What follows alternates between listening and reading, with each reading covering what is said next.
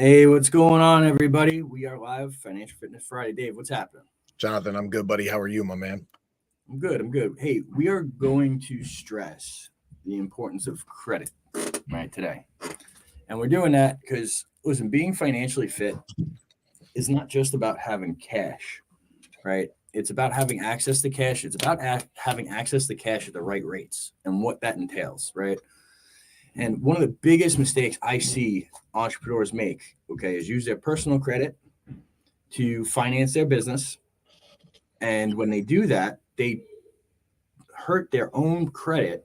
And then when it is time to get any type of business financing, because personal credit is almost always a marker. When I say almost always a marker, I mean in 95% of the programs. The only time personal credit does not come into play in a business financing transaction is one, if you own a public company, okay, or two, it's invoice factoring or maybe even project financing, right? And it's off the strength of the contract and your clients.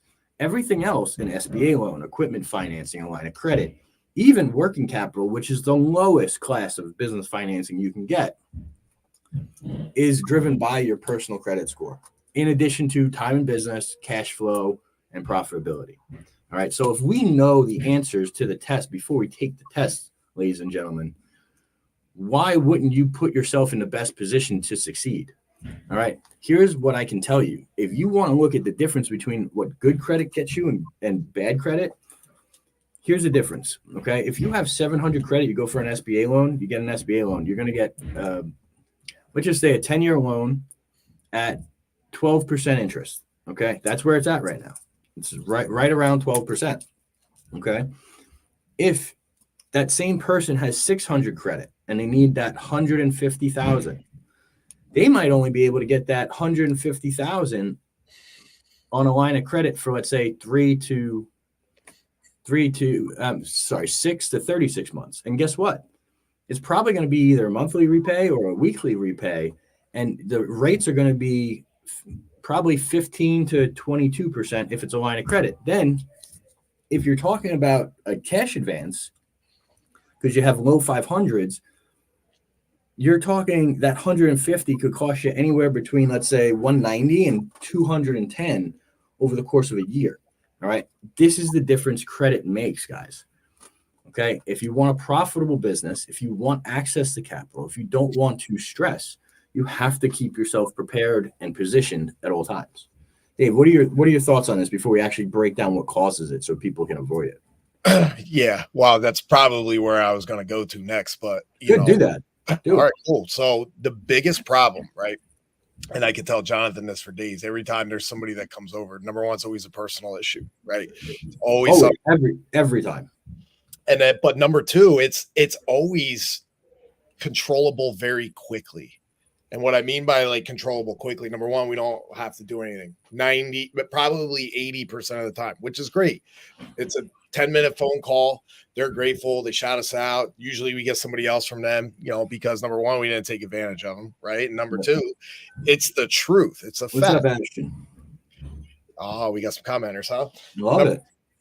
Yeah, man. Keep talking. This is Fire question. Keep going, Dave. Yeah. So listen, I can't see it. Jonathan can, but yeah, guys, this is an important one. So number two, controlling those controllables. It's always outstanding credit card balances. It's 30% of your credit score. So for every dollar you borrow on that, your score is going to go down. And a lot of people with these misperceptions on how the business side works, number one, they are spending. Fire away, Ashton. Yeah, they are spending money on their personal credit cards, which is the dumbest thing you can do, right? If you're trying to run a business and get funding, and even if you let that statement balance close and you drop 50% or you drop 100 points, okay, that's taking you from 700 now to 650 or below. So if you're coming in, make sure your credit card balances are either paid down under 10% or completely paid off if you're going for financing. But dude, let's think. First off, don't ever hold back and not apply, okay? Because here's what I tell everyone. And Dave, I'm sorry to cut you off like that, but this is vital. If someone applies, okay, and I see this, I can fix it, okay? Either I fix it or I send it to Dave and fix it. We situate it and then we reapply and get you what you need. Okay, Dave, how often on a monthly basis does that happen? Like 5 to 7? Yeah, maybe sometimes more. I was shooting under. a couple times a week. Yeah, it's a couple times a week. Okay. But, So but like I tell you, this is how we do it. This is how we do it. But Jonathan, and this is the beauty of what Jonathan does, a shameless plug to him, and he is right. And this is why I also, on the flip side, when people need debt consolidated, even if it's low, I send them to him because of the soft pools. Because hey, okay, you may be close and you're a little off, but on our end, this is what probably needs to be done. Talk to me about it, see how we can get it forward. And that's the beauty of that. So on that sense, yeah, get it ran, because even if I tell you to pay it down or you get it ran, now you know for sure where you need to be at. That's a simple conversation. Okay. All right. Awesome. So Dave, we're going to take a quick break on this, and then we're going to circle right back because we have a question. Sure. Ashton basically asked, he has a partner. We got a 19 partner that's 22. They're tight, but they want to open a business. It happens to be a gym. So, Ashton, I'm going to tell you from someone that has experience in the gym space. I hate the gym space. I don't want to crush your dream. I mean that. A lot of that depends on what we call discretionary income. Okay, so it's very, very tough. I actually lost $600,000 investing in PFIT franchise. I would not recommend it, but if you wanted to do it, if you wanted to get started, what we would do is I'd have you apply for a term loan. A term loan is going to go off of your provable income and your credit. So as long as you have 660 credit and we can show that you have provable income through pay stubs, I would have you and your partner apply for that and see how much we could get. I also would tell you to stay away from any type of franchise. I would tell you to try to go and the least amount of equipment. There's a lot of good setups for gym spaces. Okay. It's just a challenging market. And so if you need the help with the financing, I'm happy to help with you. Happy to get that done for you. I wish you all the best. Gyms are very, very tough. Okay. Gyms are tough. I think it's a great market if you can get a couple of them and you get them running on autopilot, but getting that first one up and going is a struggle. It takes a lot more time than you think it's going to take. It takes a lot more money than you think it's going to take while you're ramping it up to get to that break-even period. Okay. Now, I did mine as an investment. It was not my main thing. It could never come close to replacing what I do on a day-to-day from an impact or a money level. But if you're going to do it, go all in, and I will help you guys any way I can. And if there's any other questions in there, type that in. Guys, let's switch back to what me and Dave were talking about and go into the card portion of it. Okay. A lot of people don't understand that even though some of these business cards say they're business cards, they still report to you personally. Okay. If it reports to you personally, it's not doing you any favors. All right. And so the challenge that a lot of people, most entrepreneurs get into is they don't understand the difference between a personal credit card and a business credit card. And they get a lot of these cards that say they're business, but they actually report to you personally. And that hurts your debt to income ratio. It will drag your credit down. You don't want to use personal credit for business and business for personal.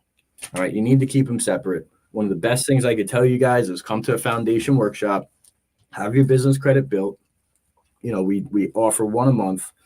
And if you can't get there, just get your business credit built so you guys are at least building the proper foundation for your business. It'll make your business more valuable. It'll make it easier to run, and it'll help separate your business and personal credit so you don't get in these situations, right?